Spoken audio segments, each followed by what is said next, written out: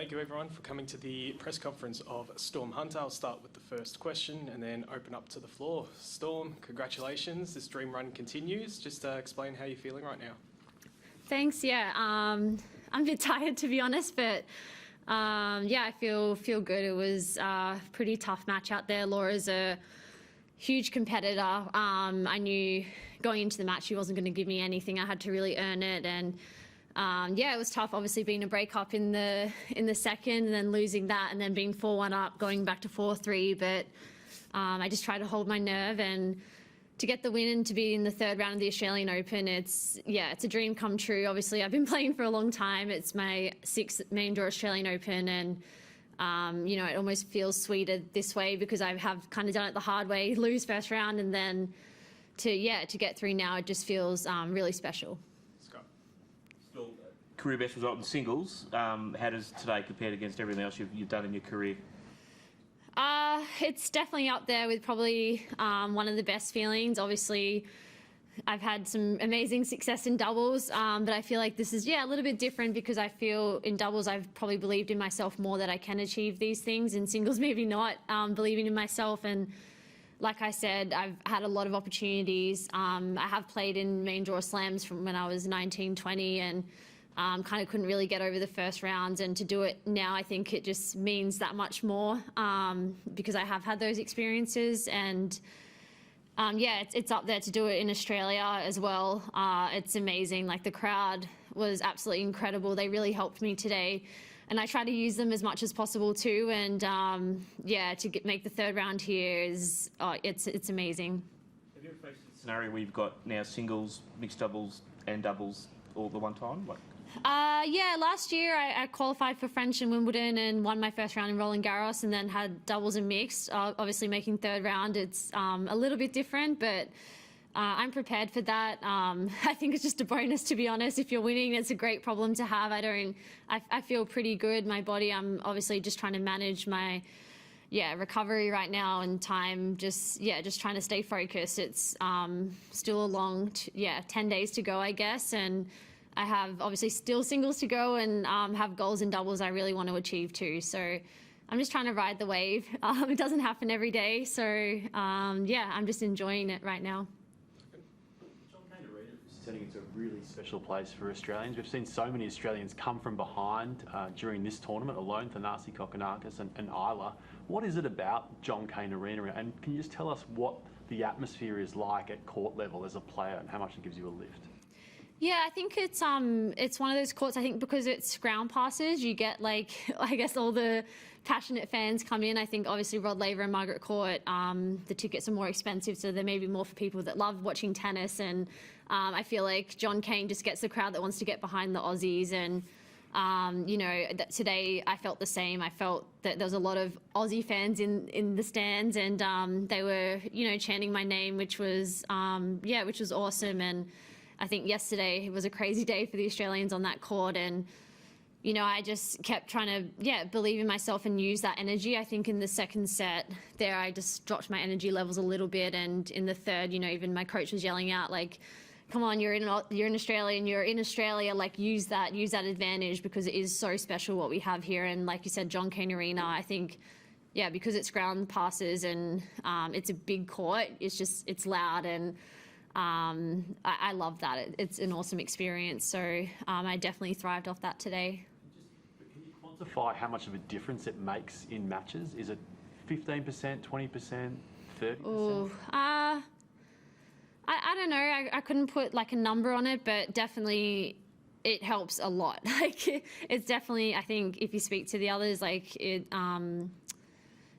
helps a lot, because sometimes you'll get down on yourself and you just have people yelling at you like, "It's okay, next point, next point." And every time you win a point, they're like in your corner. So it's honestly, I think it helps. Yeah, like maybe 30% at least, maybe even more, because you kind of don't have time to get down on yourself because they're right there in your corner, and you just want to win 1 point to get kind of the energy going again, which that's what I kind of felt today as well. You know, I was up 4-1 in the third and using the energy really well, and then got back to 4-3, so everyone went a bit quiet, and I just like had to win 1 point just to get everyone kind of back up and get myself going again.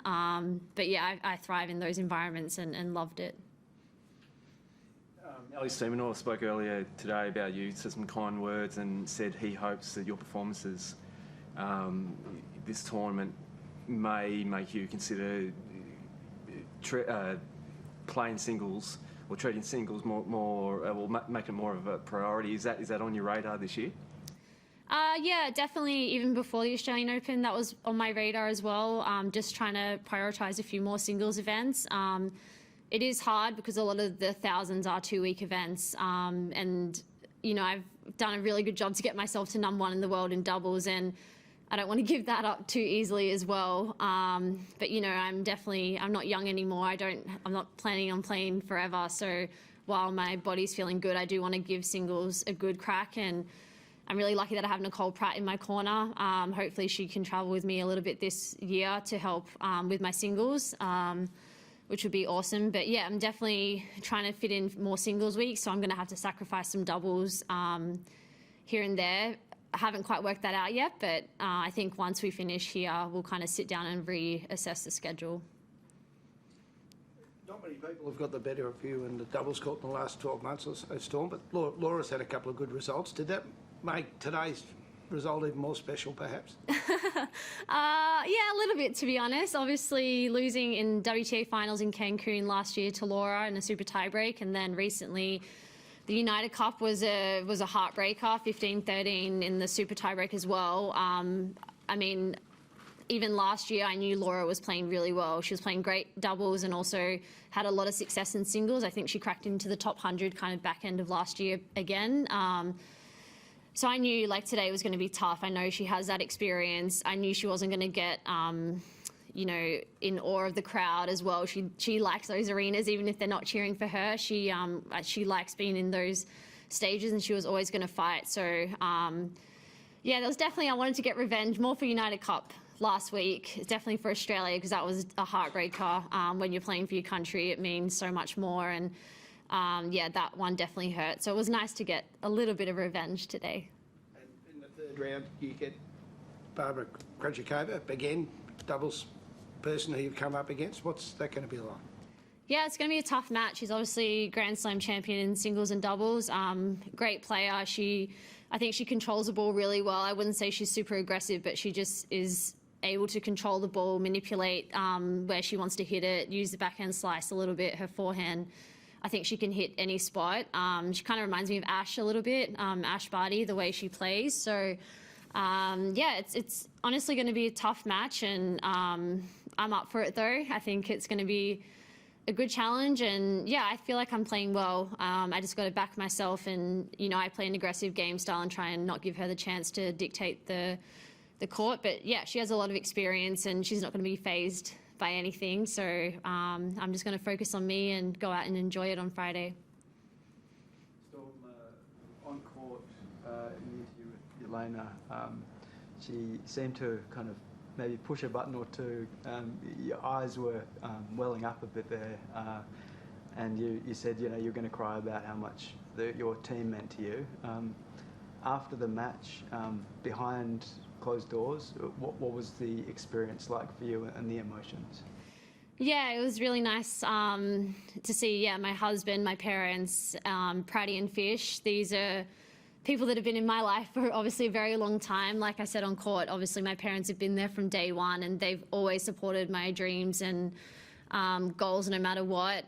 So to have them here is super, super special. And then my husband, we've been together almost 10 years now, which is, yeah, a very long time. We met when I was 19 and just starting out becoming a professional tennis player. And he's seen it all from when I was injured working, you know, here in Melbourne as a coach at Wesley College, earning no money, no ranking. And yeah, so for him, he's always also been super supportive and always kind of pushed me and challenged me to be better as well. And Praddy, Nicole Pratt and Rowan Fisher, they've been in my tennis journey since I was, well, Fish since I was 13, 14, and Praddy since I was 17.